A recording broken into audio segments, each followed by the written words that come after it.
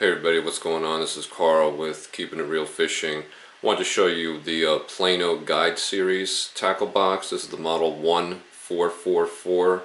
I've had this tackle box for not that long, I think about 2 years, and I've since outgrown it. Purchased a number of lures in that time period. So this is a pretty common tackle box. You can find this in a lot of places, but in case you maybe you're interested in it and you haven't seen it locally, in addition to what the pictures that you'll see online, I just like to show you basic operation and the storage that it offers. So on the front, obviously you have this clear section and you know, usual hard tackle box system of where you can pull out all these little trays. So here you got 2 sets of latches, and then you got your front tray here. So these come out, you know, you could change those. And for myself, I have all top water on there, which in retrospect might not have been the best idea, because a lot of top waters are soft and rubbery, and having them here is the one place where the sunlight can get to them. So I just try to keep that in mind if I'm out on a boat or even on shore, wherever I am.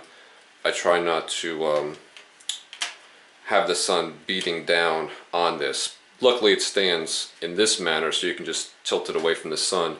Just keep it in mind. Keep it in mind if you have anything that might be sensitive to heat or melting. Alright, so you got that storage area there. What I liked about this, and the reason that I got it, is it offers a lot of versatility for, I'd say, a medium-sized tackle box. You know, if you want to go with a hard tackle box, it offers some good versatility. So when you look at it like this, you see it opens pretty much in half. And everybody's going to do things their own way, but for me, I have all my plastics here. Power baits, Yamamoto worms. I just got a Ziploc bag full of various hooks. But yeah, anyway, this isn't really about what I have, but just the space here, you got about, this here is about, maybe 4.5, about 4 inches or so in height from top to bottom here. And then one of the things I really like about it is you have the spinner rack built in, and they actually give you a third, which would go in those 2 little slots right there and there. But I elected not to use it. I don't have quite that many spinner baits yet. Well, I guess I'm at capacity here, but I wanted to use this for other stuff, so I got pliers and various other things in there.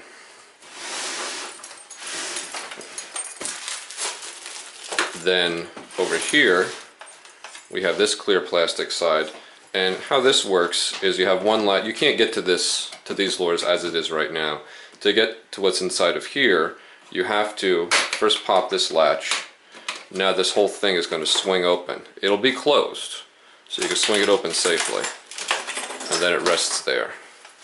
Okay, so now to get into here, now you have these 2 tabs, one there and one here, and then that gets you inside to that. You know, this design is one of those things that you gotta pay attention. I have not sealed this entirely, you know, and because of the flip-flop design, you have to open this and do this and that. Invariably, sooner or later, you're gonna close one of these ends. Not this one, but this one here. You're gonna do something with it, and it's gonna fall all over the place. So, you know, you just gotta pay attention, but it happens. And then on this side, you know, you can see it's just basic storage. You know, same thing, you can put your dividers in as you see fit. For myself, I have all crankbaits and jerk baits, and got a couple swim baits, a little bit of everything in there. You can see I have 2, 3, in some cases 4 lures per compartment. So for myself, I'm looking to get something bigger. And at this point, I have to go with a soft tackle bag and just have a series of, you know, the removable trays in there, because to get anything larger than this, I mean, this is really the point that if you're just casual fishing, and then at some point if you cross that bridge and you really get into it and you start to get a lot of baits because you're really going into the various depths and colors and sizes, and you really want that diversity to be able to pick the right lure at any given time, you're going to outgrow a hard tackle box. So, you know, it just that's what happens. You can only fit so many in here, and it gets to be really annoying trying to have 3 or 4 baits in one compartment. Like over here I got all these, you know, they just kind of come out as one. It's really annoying. So, you know, obviously it doesn't affect any fishing or anything like that, but you just want to have it organized. So this is it's a great tackle box for a fisherman who is, you know, has more than just a couple things and is doing it more than just, you know, a handful of times a year. You're pretty serious, but you're not someone who's looking to go all out and buy a million lures. But you just want to have the ability to have, you know, storage of everything. Spinner baits, plastics, hardware accessories, and, you know, 1, 2, 3 sets of lures. I think it fits the bill really, really well for a large segment of the casual fishermen out there. And it's been good for me. I'm just at that point actually where I just have more crap and I need a little bit more space. And then to close it, so here's the part where I've messed up in the past. You want to really make sure you got that click down, because if not, you know, bad stuff's going to happen. So at that point you close this. Another side thing about this, I've realized I have this out on a boat myself. I'm fishing from a kind of like a real wide sporting canoe. And every time I go in here to get something, it's really loud because you're moving all these lures.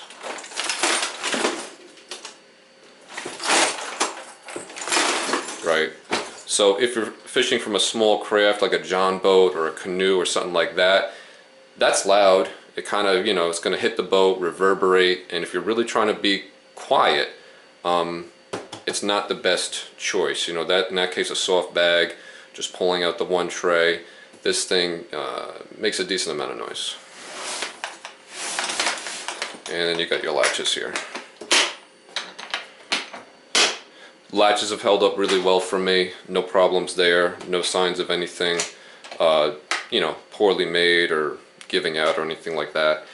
Really not advisable to sit on top of this thing. I think once or twice I did, but just because the seam is here, it really doesn't make sense to sit on that point, because that's a point of flex, a point that wants to open when you apply pressure. So, you know, you don't want to sit on any end of this. You don't want to sit here, here. It's just not one of those boxes that you can, you know, just kind of chill on if you're doing some shore fishing. But so that's it, guys. That's the Plano guide series. It's the model 1444, and you should be able to find this at a lot of retail places. If not, you can find it immediately online. Price point, I think this one was about, I want to say it's about $45, around in the $40 to $50 range for this guy. Okay, thanks.